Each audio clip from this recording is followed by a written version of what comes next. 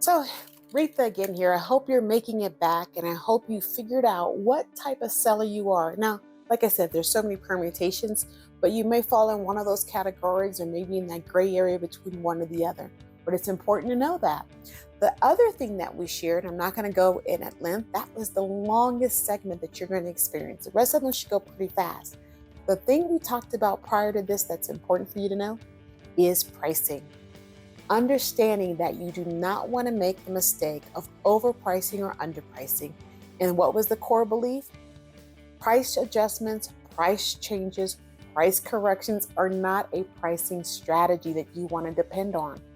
They are not, okay? So I think I've hit that point at home. I hope you get a chance to watch that segment if you have not already. Another common mistake, and this is what we're dealing with, we're talking about things that homeowners do that are wrong. They're just not right. They're not founded when you're ready to sell your home and when you're serious about selling your home. This one that I'm going to talk about, I'm going to anchor it first in understanding some principles that I abide by when I'm talking with you to understand where I'm going, what we're talking about, and what's important. There are 4 P's that I call to selling. 1 is the planning, understanding who you are, where you want to go. The other is the preparation. The third one, which we've already touched on, is pricing, the crucial one. And the last one is promotion. But all of them are anchored in that pricing one, and that's the reason why I spent as much time as I did on talking about it and wanting to give you a framework and a construct. Well, this next one that people often make a mistake on is preparation. And I'm going to put this in perspective. Negotiations begin from the first time someone sees your home, whether they see it virtually or whether they see it in person. They're making some statements, they're making some conclusions about your home. The second thing to remember is your home, assume it, trust it, I rather lean towards this, that your home is not the first home or the only home that the buyer has seen or will see. So remember that buyers are contrasting. They're trying to get the best bang for their buck, or they're trying to make sure they don't have to do any extra work. They're trying to make sure that their dollar goes as far as it can possibly go. You understanding that anchors you well enough that you won't make this mistake. And this is the second mistake that many homeowners who are looking to sell their home make. And that is they want to defer any repairs. They don't want to do the preparation. They don't want to work on this, that, or the other. But you've got to understand what may be a small issue to you, something that you're thinking, hey, they can come back and talk to me about that. Why should I do that now? Really is not a small issue to them. Deferred maintenance is a phrase we hear often. It's in many industries, period. When it comes to a person buying a home, deferred maintenance sends red flags all over. When a buyer sees an error or a problem or an issue with the home, they're not thinking you going down to Home Depot, spending $4 for a part, and you doing it yourself in less than an hour. They're not thinking that. They're thinking contractor comes in, all of this stuff has to be done. Oh my God, that's going to take days, and they're thinking money.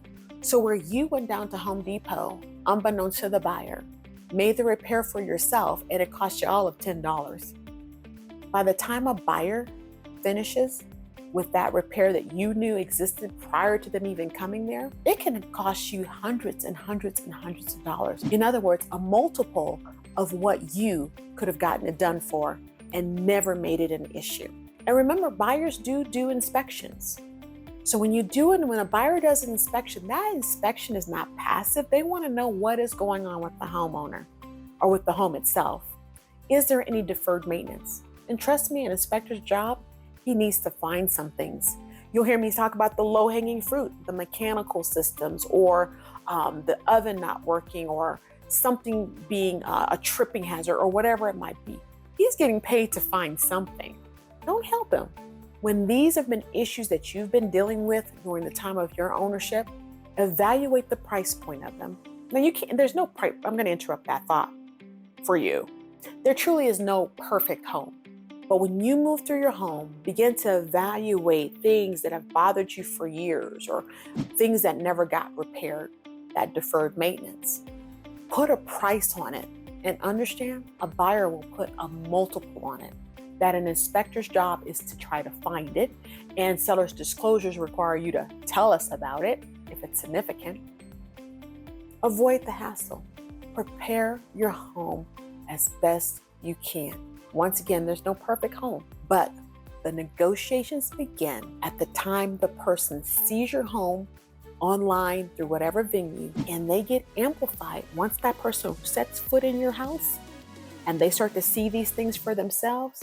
Cha-ching, cha-ching, cha-ching, cha-ching. They're going to either love your home so much, they're going to run with it. Depends on what the market is doing there. They're going to love your home a lot, and they're going to want you to pay for them. Or they're not going to love your house at all, and they're going to go up the street. That house that you know is not as good as yours. They're going to check that house, and you're going to cause them to buy that house. I mean, it's something like that, but I'm just sharing with you. These are the ramifications for deferred maintenance.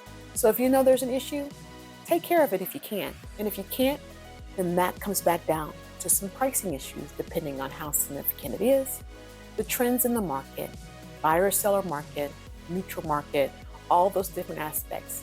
But once again, remember, negotiations begin as soon as a buyer sets their eye on your property, sets their foot in your door.